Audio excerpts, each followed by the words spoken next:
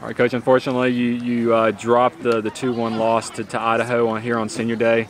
Just talk about how the match progressed. I think we were flat from the start because of the emotion of the day, and it's always the case. Every Senior Day is the same. You know, they score within 2 minutes. Reflects exactly that. They were just flat. They wanted to do well for each other, for Mo and Lindsay, but emotionally and mentally, they were just flat.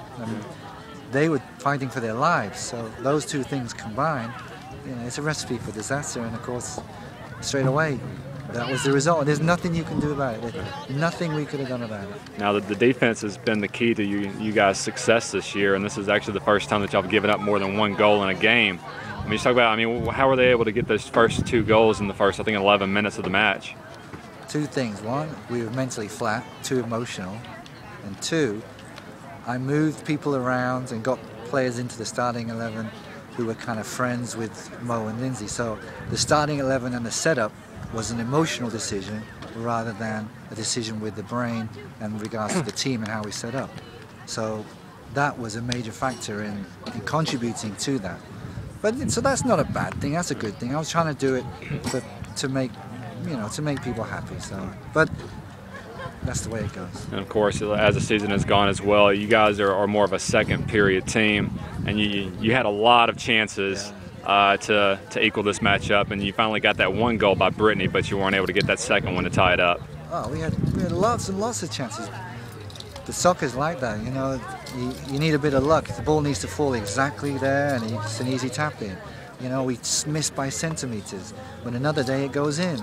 You know, their 2 goals, it was rebounding off people, and it fell right to their player. Another day it rebounds somewhere else.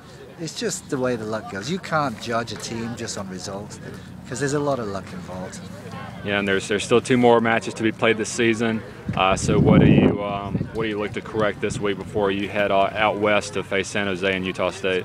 Well, actually, you know, by going 2-0 down, we changed the formation and pushed Andrea more forward and changed a few things, and we got a lot of positive results out of it. You know, it looked really good. So at the end of it, we got more positive out of it because now we kind of know what our best team is setup-wise when we need to push forward. So we did learn a lot, but preparing for San Jose, who are a very strong team, and they're fighting for their lives, that's going to be tough.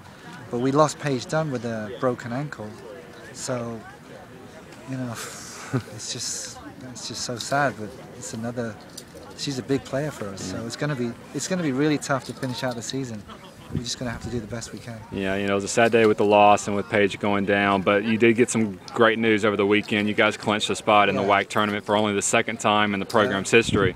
I mean, talk about how proud you are of this team's effort throughout this season. Yeah, that's a great achievement. You know, this is a real good team, and they've worked so hard for it.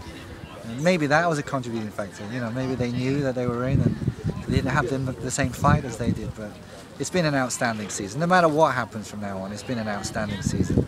And to finish the last year of the WAC going into the tournament and celebrating in that way, that's really good for this team.